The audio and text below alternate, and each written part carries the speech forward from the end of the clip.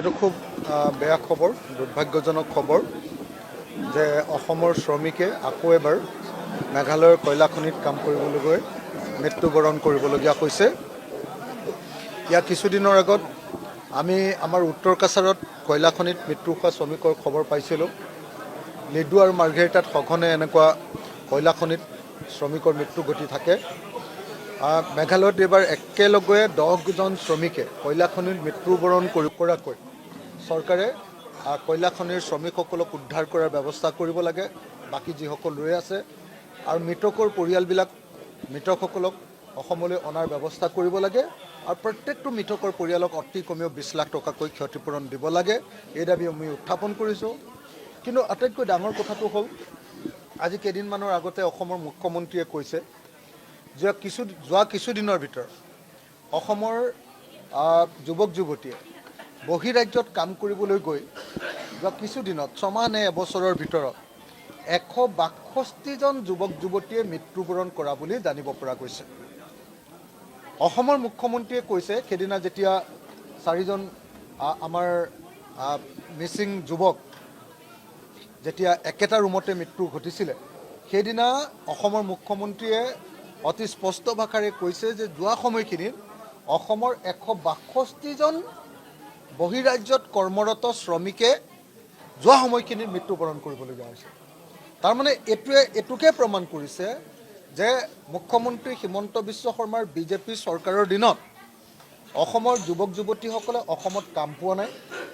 তেওঁলোকে বহিৰাজ্যত কোনোবাই হাজিৰা কৰিবলৈ গৈছে, কোনোবাই ছিকিউৰিটি গাৰ্ড কৰিবলৈ গৈছে, কোনোবাই হোটেলত কাম কৰিবলৈ গৈছে, কোনোবাই সাগৰত মাছ মাৰিবলৈ গৈছে আৰু এনেকৈ মাছ মাৰিবলৈ যাওঁতে বা কিবা এনেকুৱা কাম কৰিবলৈ যাওঁতে অনাহকতে এই মানুহবিলাক অকালতে মৃত্যুবৰণ কৰিবলগীয়া হৈছে।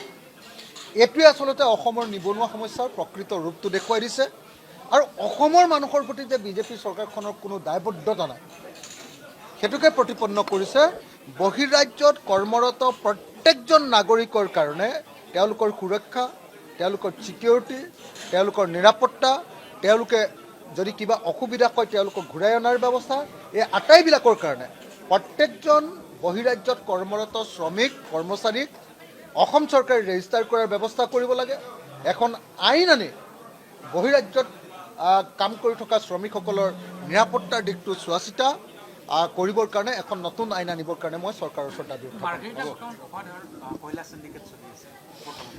আজিৰ দিনটোত অসমত 3 ফালৰ পৰা কয়লাৰ চিণ্ডিকেট চলি থকা আমি দেখিবলৈ পাইছোঁ।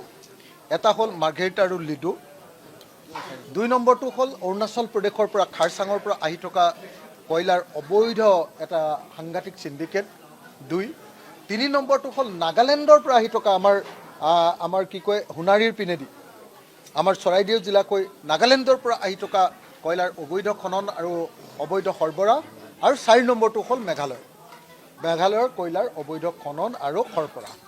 গতিকে 4 ধৰণৰ কয়লাৰ অবৈধ খনন, অবৈধ চিণ্ডিকেট ৰাজ আৰু অসমৰ ভিতৰতে আকৌ আমাৰ কাৰ্বি আংলং আৰু উত্তৰ কাছাৰ, লিডু মাৰ্ঘেৰিটাৰ উপৰিও কাৰ্বি আংলং আৰু উত্তৰ কাছাৰ এইবিলাকতো কয়লাৰ অবৈধ খনন, অবৈধ কাৰবাৰ, ব্যৱসায়, সৰবৰাহ এইবিলাক চলি আছে আৰু এইটো সম্পূৰ্ণৰূপে হিমন্ত বিশ্ব শৰ্মাই এই চিণ্ডিকেটটো চলাই আছে।